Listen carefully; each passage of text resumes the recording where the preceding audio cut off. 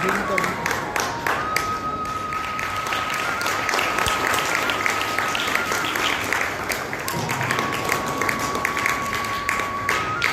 के क्रम में इस कार्यक्रम को मूर्त रूप प्रदान करने के लिए तथा न केवल गीता जयंती अपितु छत्तीसगढ़ के अनेक धार्मिक कार्यक्रमों को संचालित करने में सक्रिय भूमिका निभाने वाले हमारे प्रदेश के चतुष्क मठ के अधिपति दुधाधारी मठ के माननीय पीठाधीश्वर आदरणीय डॉक्टर राजर्षि महंत रामचंद्र दास जी महाराज का स्वागत करने के लिए मैं हमारे बीच उपस्थित योगाचार्य श्री राम तिलक स्वामी जी से निवेदन करता हूँ कि ये आदरणीय महंत जी का पुष्पमाला से स्वागत करें।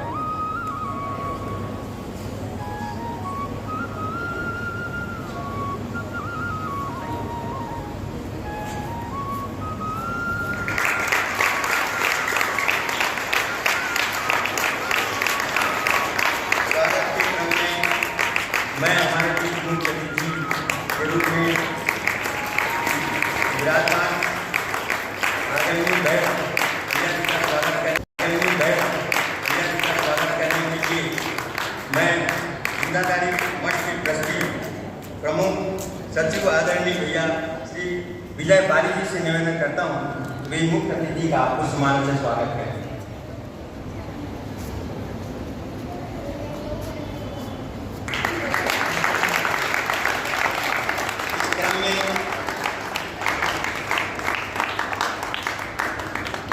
जयदू साहब मठ के मुख्य मार्गदर्शक ट्रस्टी हमारे भैया आदरणीय श्री अजय तिवारी जी से निवेदन करूंगा कि वे मुख्य अतिथि का पुष्पमाला से स्वागत करें।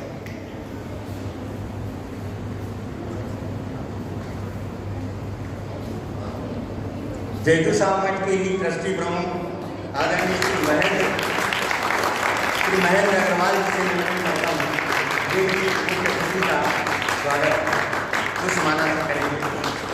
गाँव से महेंद्र अग्रवाल। इसी क्रम में ट्रस्टी मंगल विनोद जी अग्रवाल से निवेदन करूँगा श्री मुख्य अतिथि का स्वागत श्री मंगल विनोद जी अग्रवाल।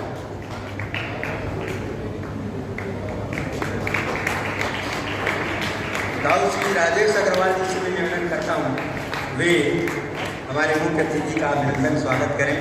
गाँव श्री राजेश अग्रवाल।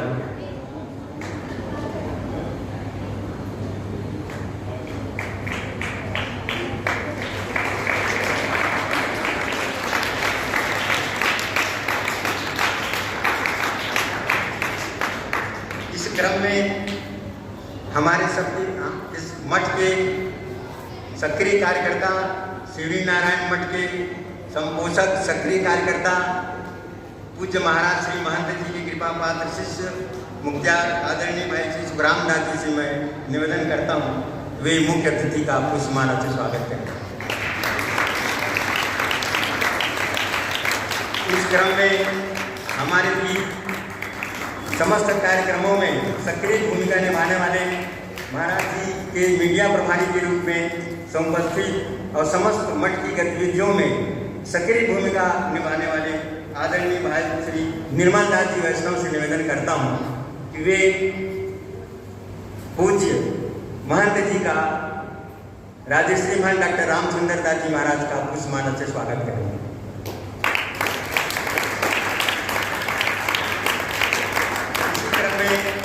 हमारे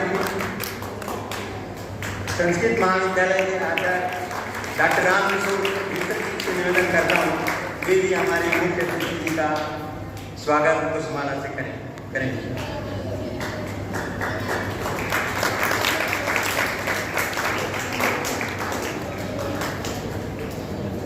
पुनः पुनः पौना पुण्येन धन्यवादान् स्वागतं व्याहरामि। अत्र सर्वे समुपस्थिताः ये श्रोतारः आचार्याः विद्यार्थिनः भातृवर्याः मातृवर्याः तेषां सर्वेषां सर्वासां प्रति भूयो भूयः स्वागतं वाचिक स्वागतं करोमि। आप सबका जो इस कार्यक्रम में उपस्थित होकर के गौरवान्वित कर रहे हैं, गरिमा बढ़ा रहे हैं, विभिन्न विद्यालयों से, महाविद्यालयों से आए हुए विद्यार्थी वृंद, छात्र वृंद, संस्कृत विद्यालयों से आए हुए आचार्य वृंद, संत वृंद, मातृशक्ति, सभी का मैं वाचिक स्वागत बार बार अभिनंदन करता हूँ। हम सभी चाहते, किंतु आप सब की ओर से स्वागत मुख्य अतिथि और हम सब के संपोषक डॉक्टर रामचंद्र दास जी महाराज का स्वागत हम सब संवेद रूप में करके स्वागत की इस क्रम को यहीं पर विराम देते हुए ध्यान में रखते हुए इस अवसर पर हम सबके कुसुम दीवान से मैं निवेदन करूंगा, वे मुख्य अतिथि का स्वागत करेंगे। आदरणीय बहन कुसुम दीवान।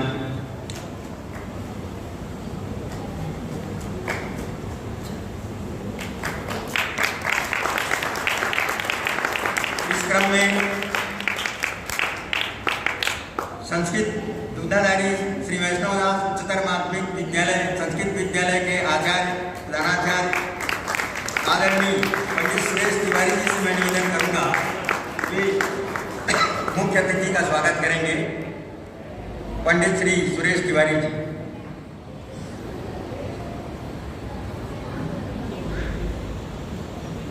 संस्कृत विद्यालय के आचार्य। इस क्रम में दूधाधारी मठ के कई कार्यक्रमों में सक्रियता दिखाने वाले और सदैव सेवा हेतु तत्पर रहने वाले हमारे भाई श्री अनिल बरोलिया जी यहाँ पर उपस्थित हैं।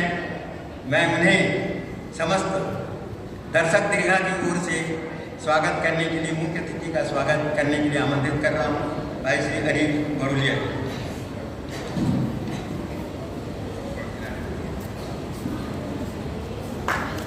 इस कार्यक्रम के विधिवत संचालन करता आदरणीय डॉक्टर सूर्यधि वैष्णव जी से आग्रह कि सम्मान्य मुख्य अतिथि का आप अभिषेक करें, स्वागत करें पुष्पहार से। सम्मान्य श्री डॉक्टर सूर्यधि वैष्णव।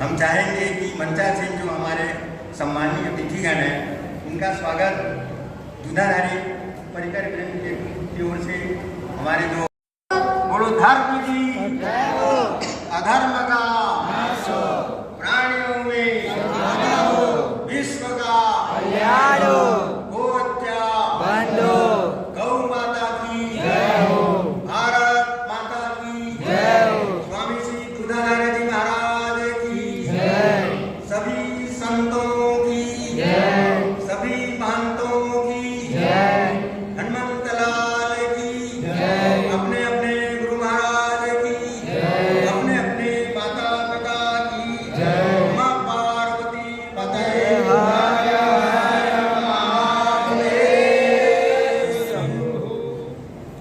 इस मांगलिक सपरिया के पश्चात मैं समस्त अतिथिजनों का वाचिक स्वागत करने के लिए आप सबके प्रति स्वागत आसन के लिए दूधाधारी मठ के स्वामी बालाजी ट्रस्ट के आदरणीय सचिव भैया श्री विजय पाली जी को यहाँ पर सादर आमंत्रित करता हूँ कि वे मुख्य अतिथि एवं समागत मंचस्थ अतिथिजनों के प्रति अपने वाचिक स्वागत यहाँ पर प्रस्तुत करेंगे।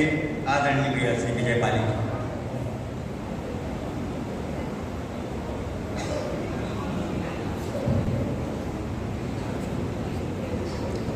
बोलिए श्यामर रामचंद्र की जय, श्री बालाजी भगवान की जय, संकट मोचन हनुमान जी महाराज की जय। आज परम सौभाग्य का अवसर है कि हम लोग भगवान द्वारा उद्बोधित श्रीमद् भागवत गीता के गीता जयंती मनाने के लिए इस पुण्य स्थली दूधाधारी मठ सत्संग भवन में सब उपस्थित हैं। दूधाधारी सत्संग भवन के बारे में, दूधाधारी मठ के बारे में दुआधारी संस्कृत पाठशाला के बारे में मैं आप लोगों को ज़्यादा समय नहीं लूँगा, आप सब परिचित हैं। दुआधारी संस्कृत विद्यालय का स्थापना ब्रह्मलीन राजश्री महंत वैष्णोदास जी द्वारा सन 36 से प्रारंभ किया गया, जो अब तक अविरल आपके लिए, समाज के लिए संस्कृत शिक्षा का अवसर प्रदान करती है। इसी क्रम में एक और तथ्य मैं आपके सामने रखना चाहूँगा, आप लोग प्रबुद्ध और विद्वज्जन हैं, कि द्वापर में आज ही के दिन भगवान श्री कृष्ण के मुखारविंद से गीता का आविर्भाव अर्जुन के समक्ष महाभारत युद्ध में हुआ था। इस विशिष्ट अवसर पर हमारे बीच हमारे परम आदरणीय पूर्व के पार्षद, सांसद और राज्यपाल के पद को सुशोभित करने वाले परम आदरणीय रमेश बैस जी मुख्य अतिथि के रूप में उपस्थित हैं। मैं उनका स्वयं और संस्था की तरफ से हार्दिक स्वागत और अभिनंदन करता हूँ। हमारे बीच मंचस्थ परम आदरणीय पूज्य डॉक्टर राम सुंदर दास जी महाराज के समाज के विभिन्न वर्गों के साथ जुड़कर समाज सेवा में, कृषि, आध्यात्म, धार्मिक क्षेत्र में निरंतर सतत प्रयत्नशील रहते हैं। तो मैं इस आयोजन के माध्यम से उनका भी दिल से स्वागत और अभिनंदन करता हूँ। हमारे बीच संस्कृत महाविद्यालय के परम विद्वान डॉक्टर पंडित रामकिशोर मिश्र जी भी, जो वेदांत के आचार्य हैं, उनके माध्यम से संस्कृत महाविद्यालय में अनेक छात्र लाभान्वित हुए और अपने जीवन में सफलता प्राप्त की। वे भी हमारे बीच उपस्थित हैं, उनका भी मैं दिल से स्वागत और अभिनंदन करता हूँ।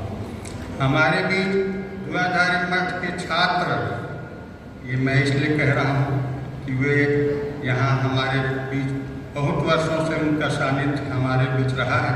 डॉक्टर सुरेश शर्मा जी भी उपस्थित हैं, जो विगत 1 दशक से संस्कृत विद्या मंडप की अध्यक्षता करते हुए संस्कृत के प्रचार प्रसार अभियान के लिए सतत प्रयत्नशील रहे हैं।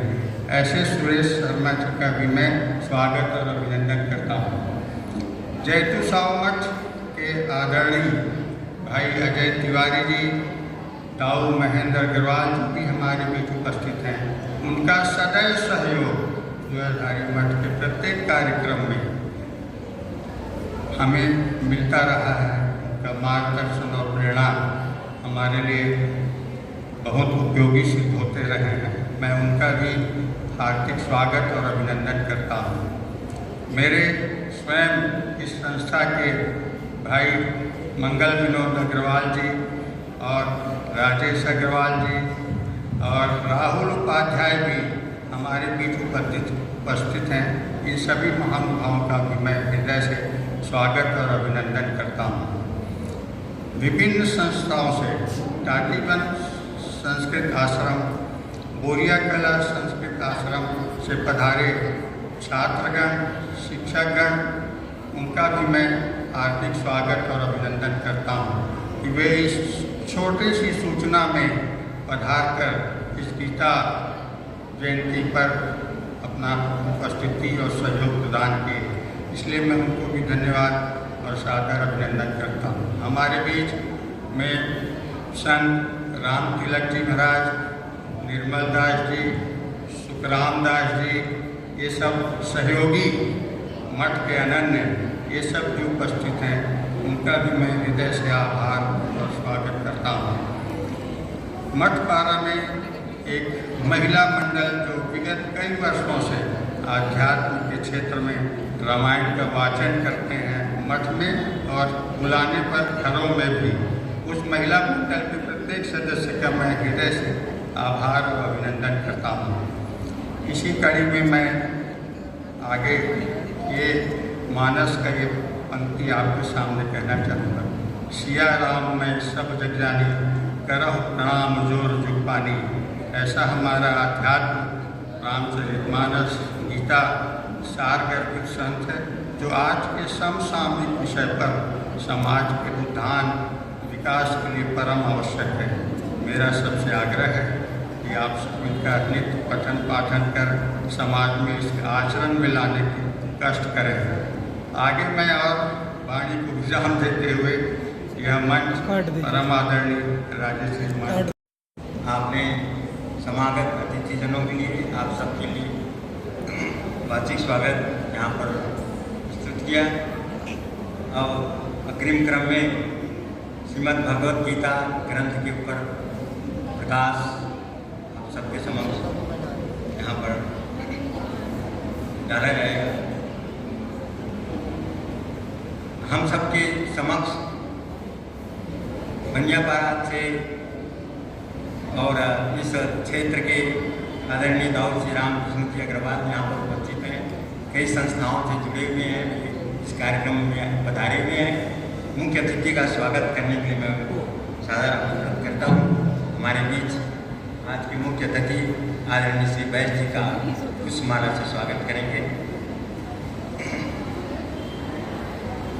आदरणीय भाई श्री रामकृष्ण जी अग्रवाल तो कई संस्थाओं से जुड़े हुए हैं, संचालन भी कर रहे हैं और इस कार्यक्रम में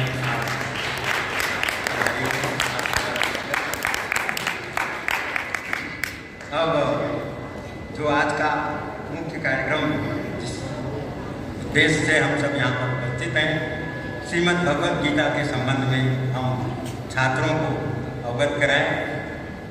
राधाबाई कॉलेज के आदरणीय प्रोफेसर बहनें यहाँ पर उपस्थित हैं, अपने छात्राओं को भी लेकर यहाँ पर आई हुई हैं। उन सब के ज्ञानार्जन के लिए और संस्कृत विद्यालय में पढ़ने वाले जो छात्र हैं उनके ज्ञानार्जन के लिए और आप सब के लिए ज्ञानार्जन के लिए श्रीमद् भगवद गीता ग्रंथ पर प्रकाश डालने मैं सर्वप्रथम हमारे बीच आदरणीय संत प्रवर स्वामी श्री राम तिलक जी महाराज को यहाँ पर आमंत्रित करूँगा। वे श्रीमद् भगवद गीता के कुछ प्रसंगों को यहाँ पर आप सबके समक्ष रखेंगे। संक्षिप्त में आदरणीय संत स्वामी श्री राम तिलक जी महाराज।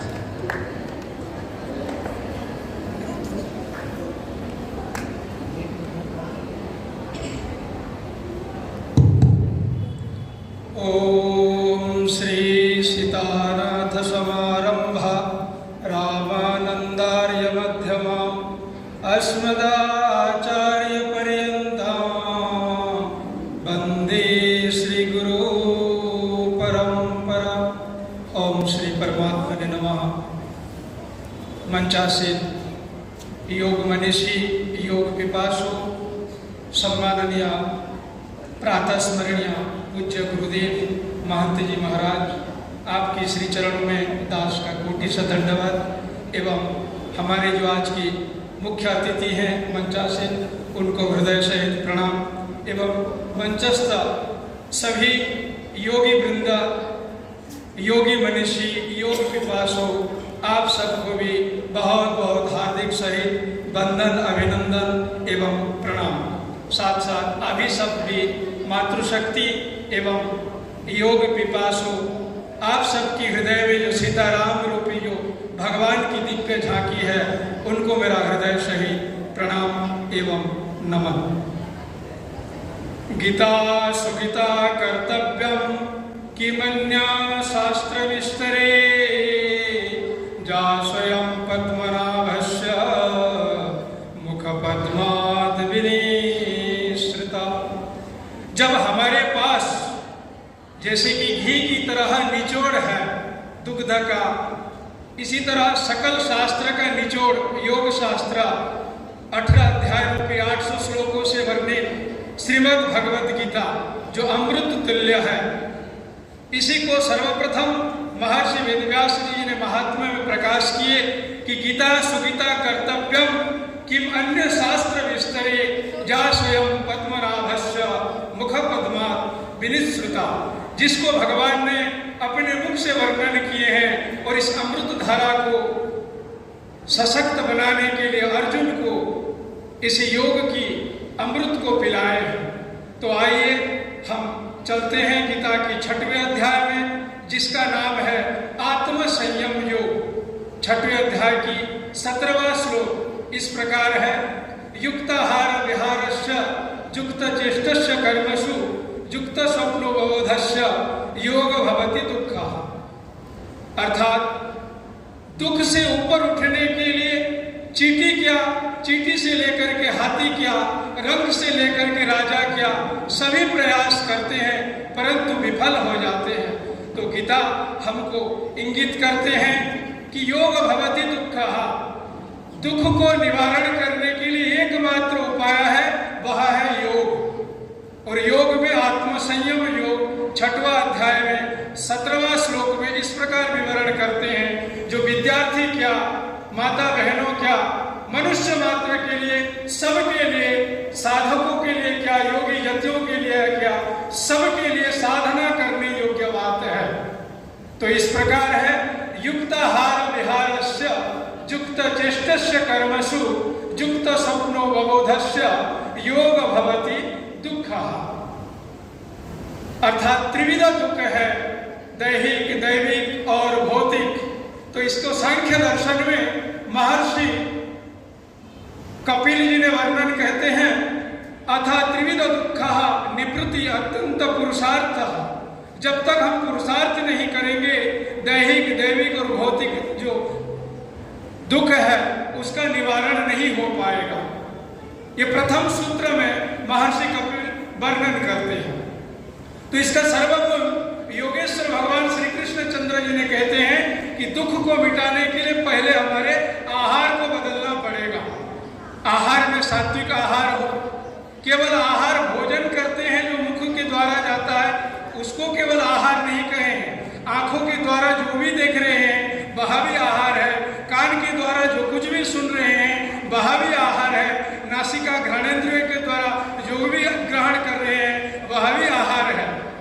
तो एकादश इंद्रियों से जो ग्रहण किया जाता है वो हमारे लिए आहार के रूप में वर्णित किया गया है। कुछ स्थूल रूप में होता है और कुछ सूक्ष्म रूप में होता है। तो युक्त आहार, उपयुक्त आहार हो, क्योंकि राजसिक आहार करेंगे तो मन चंचल होगा, दुख आएगी, रोग आएगी, भजन साधना नहीं हो पाएगा, विद्यार्थी के लिए विद्या अर्जन नहीं हो पाएगा, शरीर दर्द देगा, घुटने की नस नाड़ियों में पीड़ा उत्पन्न होगी, तो मन हमारा शरीर में अटक जाएगा।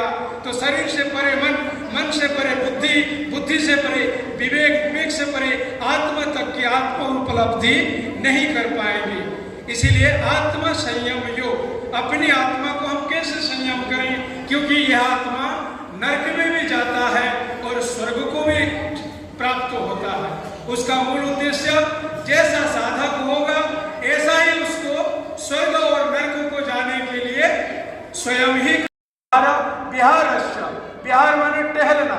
जैसे कि आयुर्वेद शास्त्र में वर्णन किया गया है, रात्रि भोजनांते शतपदम गच्छे, 100 पैर टहलना चाहिए, जिसके चलते हमारा शरीर की खाया पिया अन्न पाक ठीक ढंग से परिपाक हो सके। युक्त चेष्टस्य कर्मसु, विद्यार्थी हैं तो विद्या में चेष्टा करें, किसान हैं तो खेती में चेष्टा करें, राजनेता है तो अच्छी नीतियों से राज्य का शत्रु।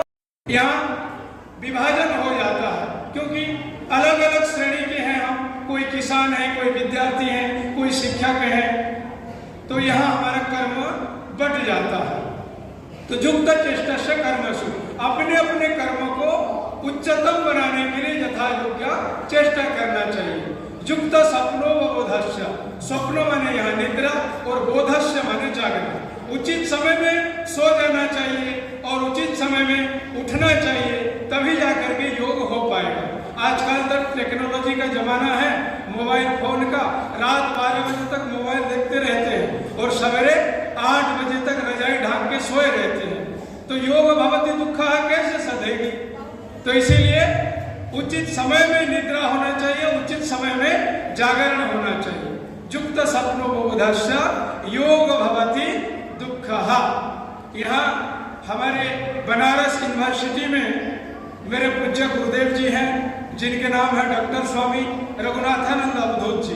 उन्होंने योग विद्या में PhD किए हैं, उसके बाद डिलीट भी किए हैं। तो उनको मुख्यतः योग को 4 भाग में बांटे हैं।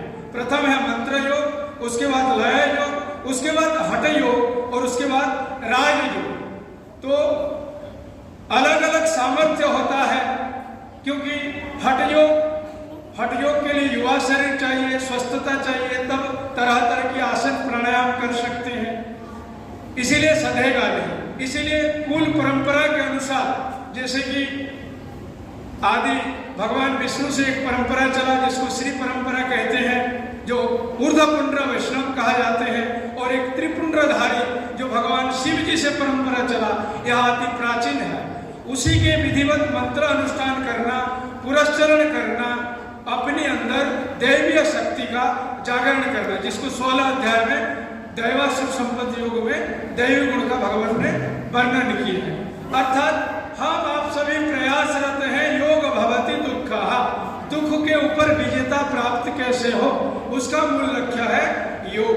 अर्थात योग के शरण में आना पड़ेगा, चाहे आज नहीं तो कल, नहीं तो परसों, फिर नहीं तो वर्षों, वहीं घूम फिर करके आना पड़ेगा। जैसे कि घड़ी में कांटा अभी 2 बजने वाला है, फिर घूम फिर करके वहीं आता है। तो पुनरपि जन्मम पुनरपि मरणम पुनरपि जननी जठरे शयनम भज गोविंदम भज गोविंदम भज गोविंदम मूढ़मति। ये आदि शंकराचार्य जगत गुरु जी ने यही कहे हैं कि भगवान का नाम भजन किए बिना, इस मंत्र योग को अपनाए बिना जीवन की उद्धार नहीं हो सकता, कभी भी नहीं हो सकता। इसीलिए आप लोग प्रयास करें और योग से अपने जीवन को ऊपर उठाएं, अपनी आत्मा को उत्थान करें, अवनति ना करें। इसी पुष्पवाणी के साथ मैं अपनी वाणी को विराम देता हूँ और आगे की मंच संचालन करने के लिए आचार्य गुरुवर्य को मैं इसी मंच को समर्पित करता हूँ। आप सबको हृदय सहित वंदन प्रणाम। हरिओम।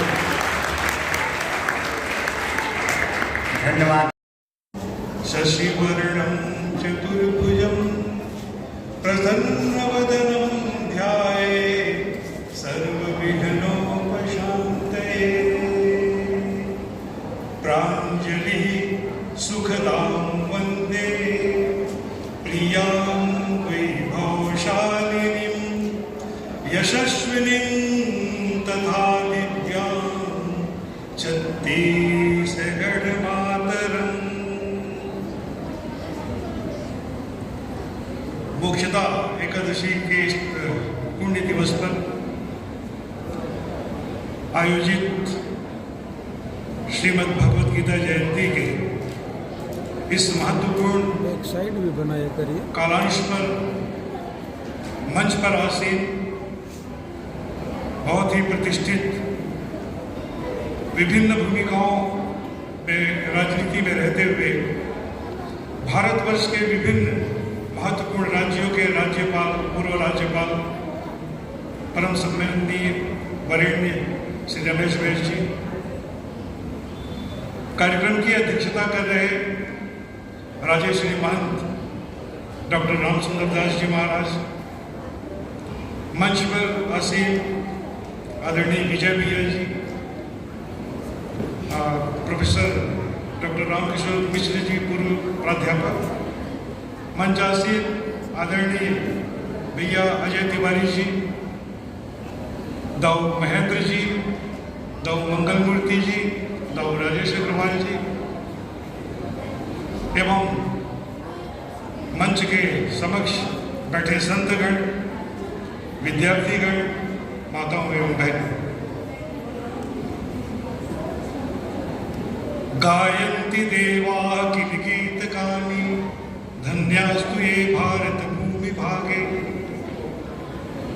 हमारा ये जो देश भारतवर्ष है, ये बहुत ही महत्वपूर्ण देश है।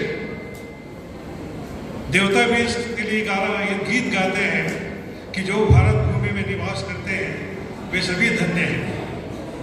हमारी विरासत बहुत ही समृद्ध है। उसी समृद्ध विरासत को संजोए हुए अपने आप में एक बहुत ही महत्वपूर्ण है श्रीमद् भगवत गीता। श्रीमद् भगवत गीता का एक बड़ा ही महत्वपूर्ण प्रसंग कुरुक्षेत्र में आ जाता है। जब अर्जुन के सामने संकट उपस्थित होता है कि अपनों से युद्ध हम कैसे करें, तो वहाँ पर भगवान श्री कृष्ण ने उनको गीता को उपदेश दिया था। यदि हम योगेश्वर कृष्ण के दर्शन करना चाहते हैं तो श्रीमद् भगवत गीता में उनके साक्षात दर्शन होते हैं। कहा भी जाता है कि यदि वेद भगवान के निश्वास हैं तो श्रीमद् भगवत गीता उनकी वाणी है। श्रीमद् भगवत गीता का अध्ययन हम सबको करना चाहिए। हमारे पूरे जीवन में भगवत गीता पूरी तरह से प्रासंगिक है। यदि हम अपने अस्तित्व बोध की बात करें तो भगवत गीता हमें बताती है कि इस सृष्टि में हम मनुष्य के रूप में हम जन्म लिए हम लोग, तो वस्तुतः हमारा अस्तित्व क्या है। तो भगवान कृष्ण ने बताया है कि देहिनोऽस्मिन् यथा देहे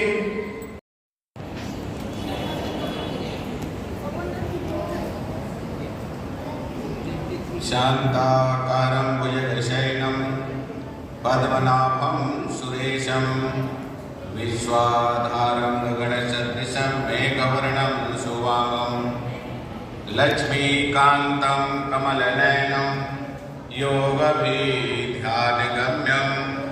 वन्दे विष्णु भवभयहरणं सर्वलोकैकनाथं मनोजवं मारुततुल्यवेगं जितेन्द्रियं बुद्धिमतां वरिष्ठं वातात्मजं वानरयूथमुख्यं श्रीरामदूतं शरणं प्रपद्ये। प्रेम से बोलिए श्री स्वयं बालाजी भगवान की, श्री राघवेंद्र सरकार की, श्री कृष्ण भगवान की, गौ माता की, श्री हनुमान जी महाराज की, गीता जयंती की। आज के इस गरिमा में श्रीमद् भगवत गीता जयंती समारोह के सम्मानीय मुख्य अतिथि हमारे अग्रज और श्री धुआधारी मठ से प्रारंभ से ही जुड़े हुए आदरणीय श्री रमेश बैस जी। राजनीति के क्षेत्र में यदि किसी को आपको देखना हो तो आदरणीय रमेश बैस जी को देखना चाहिए। रायपुर के पार्षद के पद से आपने जन सेवा शुरू की, विधायक बने, 7 बार सांसद बने, केंद्र में केंद्रीय मंत्री रहे, फिर राज्यपाल। व्यक्ति एक राज्य का राज्यपाल बनने के लायक होते हैं, आपने 3 राज्य का राज्यपाल के पद को सुशोभित किया है। ये उनके व्यक्तित्व का परिचायक है कि सस्फलित त्रिपुरा जैसे राज्य का आप राज्यपाल बने, फिर झारखंड में आपको झंझावात संभालने के लिए भेजा गया, और वैसे ही महाराष्ट्र में आपने महारत हासिल किया वहां राज्यपाल के पद पे रह करके। ऐसे आप राजनेता हैं। अब इतने सरल, इतने सहज क्या मोक्षदा एकादशी है, जिसे भारतीय संस्कृति सनातन धर्म में गीता जयंती के रूप में मनाया जाता है। द्वापर युग में भगवान कृष्ण ने बहुत प्रयत्न किए कि महाभारत में युद्ध ना हो, समझौता संधि लेकर को स्वयं गए खुद बन करके, लेकिन जो होना रहता उसको टाल नहीं सकता। महाभारत में युद्ध की स्थिति बन गई। दोनों तरफ, एक तरफ कौरव, एक तरफ पांडवों की सेना है, और उस मध्य में भगवान श्री कृष्ण ने अर्जुन को उदास देख करके इस श्रीमद् भगवत गीता का वाचन उन्होंने अर्जुन को सुनाया था। और अर्जुन के माध्यम हम सबको उन्होंने सुनाया। तब से लेकर के आज पर्यंत मार्गशीर्ष जो शुक्ल पक्ष का एकादशी है, जिसे मोक्षदा एकादशी कहा जाता है, के पावन अवसर पर गीता जयंती के रूप में हम आप सब मनाते हैं। कल रात को लगभग 8:30 बजे 9 बज रहा, श्रद्धेय बैल जी पास में गया कि सिद्धवादाय मठ में प्रत्येक वर्ष हम लोग गीता जयंती मनाते हैं और हमारी इच्छा है कि उस गीता जयंती में आप आए, आपके सानिध्य हम चाहते हैं। मुझे बोलने में जितना समय लगा, सामान्य बैल जी को स्वीकृति देने में उतना समय नहीं लगा। उन्होंने कहा मैं निश्चित आऊंगा। उन्होंने कहा बहुत दिन हो गया मैं तुम्हारा मठ का दर्शन भी नहीं किया हूँ, व्यस्तता के कारण मैं आऊँगा, भगवान वाले एक दर्शन करूँगा, आशीर्वाद दूंगा और उस कार्य का समृद्ध होंगे। इतने सहज व्यक्तित्व के धनी आज हमारे मध्य में मुख्य अतिथि के रूप में उपस्थित हैं। श्रीमद् भगवत गीता जयंती का समारोह है ये। केवल भारतवर्ष नहीं, विश्व का एकमात्र यह ऐसी ग्रंथ जिसका शुरुआत एक अंधे से होता है। आज तक आप किसी भी ग्रंथ में व्यक्ति जब उपन्यास भी लिखता है 100 पेज का, तो उसका शुरुआत अंधे से नहीं करता। लेकिन भगवान कृष्ण ने इस ग्रंथ का शुरुआत एक अंधे से की। जैसे ही आप श्रीमद् भगवत गीता का पुस्तक खोलेंगे, जैसे प्रथम पृष्ठ आप देखेंगे तो शास्त्र पर लिखा हुआ है परमात्मने उवाच, परमात्मे नमः। फिर लिखा है कि धृतराष्ट्र उवाच, अंधा है धृतराष्ट्र, लेकिन उसकी इच्छा है, जानना चाहता है, जिज्ञासा है उसकी। और उसके पास में बगल में बैठा हुआ है संजय। संजय से धृतराष्ट्र कहता है कि धर्म क्षेत्रे कुरुक्षेत्रे संवेता युष्व माम का पांडवश्चैव किम कुर्वत संजय। धृतराष्ट्र जानना चाहता है कि धर्मभूमि कुरुक्षेत्र में मेरे और पांडव पुत्र के बीच क्या कुछ हो रहा है, मैं जानना चाहता हूं। जरा कल्पना करिए कि इतिहास का लोग ऐसे बताते हैं, ऐसी प्रमाण मिलता है कि आज जो दिल्ली और तबका हस्तिनापुर है, और दिल्ली से कुरुक्षेत्र दूरी आज भी कोसों दूर है, कोई पास में नहीं। इस पर्दे के पीछे क्या हो रहा है हमको नहीं पता, लेकिन राज दरबार में धृतराष्ट्र बैठा है, उसके बगल में संजय बैठा है, और धृतराष्ट्र जानना चाहता है कुरुक्षेत्र क्या कुछ हो रहा है। प्रथम श्लोक में उन्होंने जानना चाहा क्या कुछ हो रहा है।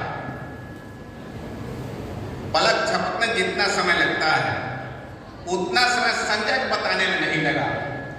दूसरा श्लोक में संजय तुरंत कहा कि दृष्ट्वा तुम पांडवानिकम बुढ़ो दुर्योधनस्तथा आचार्य संगम्य राजा वचनम अब्रवीत।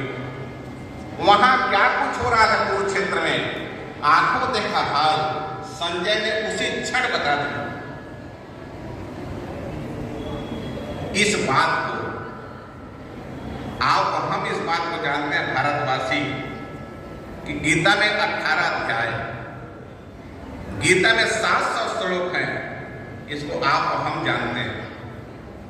विदेशियों ने इस बात को सुना, बोले कि भारत में एक ऐसा ग्रंथ है, कहा जाता है उसको भगवान कृष्ण ने कहा, और उस ग्रंथ को भारत में कानूनी मान्यता भी प्राप्त है। हमारे वकील साहब बैठे हैं, वरिष्ठ वकील हैं कश्यप साहब, उपेंद्र कश्यप जी। मेरे ज्यादा उनको पता है कि जब भी कोर्ट में कोई केस चलता है, गवाह के लिए किसी को बुलाया जाता है तो सच में गीता में हाथ रखाया जाता है। कहा गीता में हाथ रख के बोलिए, जो कुछ बोलेंगे सच बोलेंगे, सच के सिवाय कुछ भी नहीं बोलेंगे। वकील चाहे जितना भी पढ़ाया सिखाया हो, गीता में हाथ रखने के बाद गवाह लगभग सच ही बोलता है, एक तो अपवाद का आप छोड़ दें तो विदेशियों ने इस बात को सुना कि भारत में ऐसी ग्रंथ जिसे कानूनी मान्यता भी प्राप्त है। उन्होंने, उनके पास तीसरा श्लोक पढ़ने के लिए समय ही नहीं था। सारा अपनी शक्ति सामर्थ्य उन्होंने इस 2 श्लोक में लगाया। उसका परिणाम यह हुआ कि विदेशी लोग कहते हैं कि टेलीविजन का आविष्कार हमने किया। ऐसे भी उसका श्रेय हुए लोग लेते हैं, जबकि श्रीमद् भगवत गीता में वह जो दिव्य दृष्टि था वो संजय को प्राप्त था। अब द्वापर युग से हमारे यहाँ टीवी का आविष्कार है जिसको संजय देखा करता है। आज क्रिकेट पता नहीं कहाँ होता है, कौन छक्का मारा कौन चौका मारा, हम तक घर में बैठ के देखते हैं। इस बात को संजय देखा करता था। तो हमारे भारतीय ग्रंथों में जो भी बात लिखी हुई है वह पूरी कल्पना नहीं है, यथार्थवाद है। वैसे ही जब विमान की बात करते हैं, जहाज की बात करते हैं, विदेशी लोग बोलते हैं जहाज क्षेत्र में छत्तीसगढ़ी में बोल देता हूं।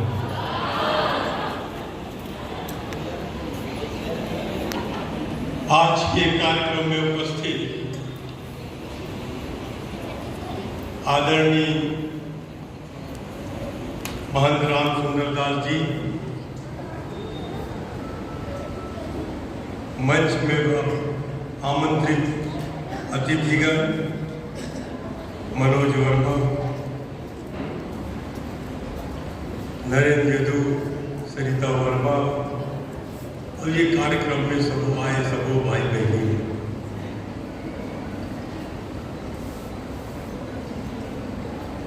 जैसे हमारे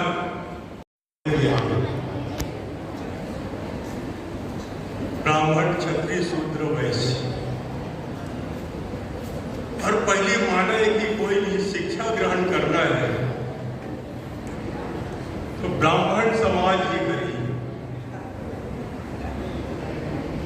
और वो धर्म के बारे में आम जनता ने बताई, पूजा पाठ कराई।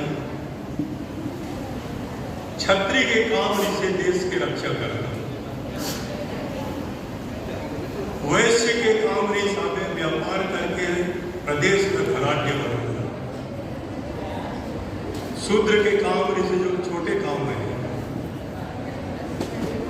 लेकिन आज हम देखा था कि अब पढ़े लिखे के लिए, धर्मशास्त्र ज्ञान के लिए अब ये जाति टूट गया। कोई भी धर्म के बारे में पढ़ते, आप टेलीविजन में देखा तो यह तो पंडित प्रवचन करते, टेलीविजन की जनता चैनल चेंज करके उनका पंडित ने खड़े हो जाते, सब उपदेश देते। लेकिन आज हम अपने देश के बारे में सोचा कि हम गीता जयंती के अवसर पर बैठे हैं। गीता तो सब कोई पढ़े हुई या सुने हुए, लेकिन आज बीए पास, एमए पास कोई भी विद्यार्थी गीता के संस्कृत भाग में पढ़े तो बोलते वो संस्कृत नहीं पढ़ सके। संस्कृत हमारे देश के मूल भाषा है, और भगवान कृष्ण जो उपदेश दे रही साहब है वो भी संस्कृत में दे रही है। लेकिन उपदेश में भगवान कृष्ण का के हमें कोई नहीं मालूम, जो आज हम गीता में पढ़कर मिल जाता है। लेकिन जर्मन जो देश आवे वो ये खोज कर आवे कि भगवान श्री कृष्ण वो समय गीता में उपदेश दे ओला ओला टेप करने की कोशिश कर काफी हद तक वो आगे बढ़ चुके हैं। हमारे देश में संस्कृत समाप्त तो हो गई, लेकिन जर्मन देश हमें जो विश्व में पहली यूनिवर्सिटी संस्कृत के आज जर्मन में